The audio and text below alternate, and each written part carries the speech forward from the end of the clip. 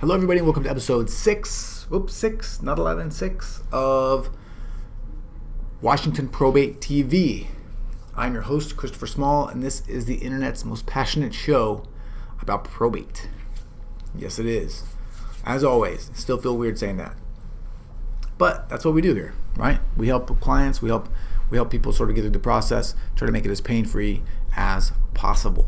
And I can tell you that there's no better feeling than talking to clients, potential clients, like I just did today, that are so thankful, so helpful for the service and the help that we can give them to get through the process, because it's not necessarily always easy, and there's a lot of unknowns, and we sort of are there to just be the guide and get you through the thing as easily and as quickly and with as little friction and pain and frustration as possible. But today, I want to talk about something very specifically that I find personal representatives run into from time to time, and it's really just a lack of awareness, and so I want to make you aware, basically. So most people, when they think about someone dying, they think about estate taxes, right? Because we talk about that all the time. But there are other taxes that are owed and there are obligations that are due that people often forget about. And if they forget about them, then it can lead to some interesting problems and challenges down the road. It can lead to fines, penalties, and things like that. So I just want to address those today so that you can avoid those problems. And there are really three sorts of taxes that you really need to think about when, let's talk about the taxes that you don't need to really think about when you are a personal representative, or when you're an heir or a beneficiary, because you may have sort of reached this page searching for information about your own taxes that you owe as a beneficiary or an heir. So let's start there first. First things first, you do not, as an heir, if you inherit an asset, you are not going to be responsible for paying any capital gains taxes on that most of the time. And by the way, before I get here anywhere, let me throw this caveat in. Before you go running around listening to all of this advice, please call me, call an attorney, another attorney, call an accountant to make sure that what you're doing is right. Because A, the rules could change in the future, and B, you may just not be listening to me right. And I want to make sure that you do the right thing. So an asset that you inherit, say it's a house, you are not going to owe any capital gains taxes on that for the most part, because you get what's called a step up in basis to the date of death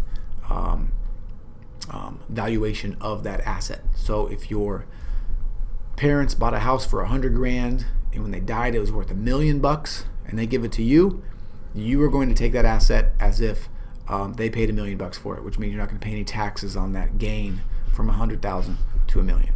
All right. The other thing that you're not going to have to pay on that or on any cash that you receive or anything like that is going to be income tax as an heir.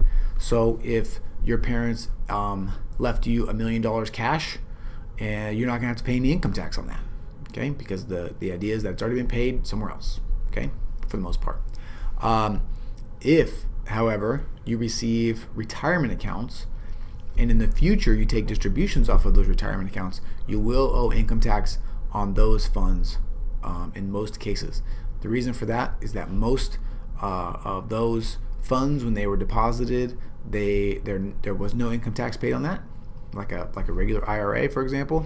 So that when the money is withdrawn, income tax is owed on that, even if you weren't the one that originated the funds. If you have a Roth IRA, no income taxes. All right, so those are kind of the two taxes that you might be worried about as a beneficiary. Now, as a personal representative overseeing the estate of a loved one or just someone that you've been charged with sort of helping out, there are three different types of taxes that you want to be aware of.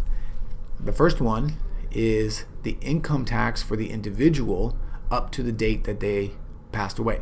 So if someone died in September of any year, they are still going to owe their personal income taxes from the time that they were alive in that calendar year.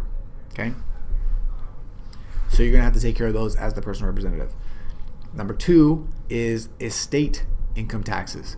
So for example, let's say your parents passed away and they owned 5 rental homes, And in the 6 months from the time that they died, from the time that assets were distributed, people continue to rent out and pay rent on those homes. Now, for that 6 month period, the estate is going to have a certain level of income that's come into it from those rental homes. There's a good chance that the estate is going to have to file its own income tax return on that money that was earned during the time that the estate was pending. Okay? That's number 2. Number 3, the third thing that you could potentially have to pay, and I guess there are 4 potentially, depending on how big your estate is. 3 and 4 are the same though, is estate taxes. So in Washington State, at the time of this recording, if your assets are over $2.193 million and you are not giving them to a spouse, then you have to pay estate tax on anything over that amount on Washington property. Okay, that's why we call this the Washington Probate Show, Washington Probate TV, because we're really talking about specific rules of Washington in most cases. So if you have Washington property that exceeds $2.193 million, then you have to owe estate tax on that. If you own assets worldwide and you're a U.S. citizen, this is why you need to go talk to somebody if you fall into this category in particular, then you will owe potentially a federal estate tax on any of your assets that are over $11.2 million that are not going to a spouse. All right. So to recap, income tax for the person, income tax for the estate, estate taxes on the estate's value. Okay, so it's not just estate taxes like we usually think about. There are other income taxes there involved too. All right. Hope this helped. If you need help with a probate, please call me 206-659-1512. Email me chris@cmslawfirm.com. Leave me a comment. Send me a letter. Do whatever you want. But please reach out and get in touch with me. I'd love to talk to you and see if we can help. Give you any sort of friendly advice that I can, and just generally try to make this process easier for you. All right, that is it. Thank you so much for your time, and I'll talk to you again on the next episode.